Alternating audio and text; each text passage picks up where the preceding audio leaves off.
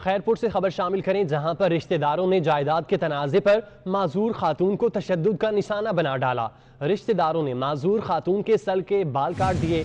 खातून का कहना है कि पुलिस मुलजिमों के खिलाफ कार्रवाई से गुरेजा है। तफसीलात जानते हैं वकार हुसैन से। वकार, बताइएगा क्या तफसीलात है? जी, ये खैरपुर बी सेक्शन थाने के हदूद लुकमान में, जहाँ पे जो है बेवा माजूर खातून को जो है रिश्तेदारों ने जमीन के तनाजे पर जो है तशद्दुद करके जो है सर के बाल काट कर जो है तजलील का निशाना बनाया।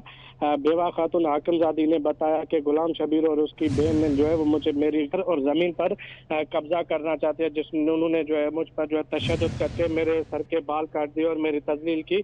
बेवा खातून ने बताया कि मैं बी सेक्शन थाने पर मुकदमा दर्ज कराने गई तो पुलिस ने मुझे वहां से धक्के देकर निकाल दिया है। बेवा खातून ने एसएसपी खैरपुर से मुतालबा किया कि फौरी तौर पर जो है नोटिस लेकर जो है जवाबदारों के खिलाफ कार्रवाई करके मेरी तजलील जो जिसका निशाना बना उनके खिलाफ कार्रवाई की जाए। जी। ठीक है वकार, बहुत शुक्रिया।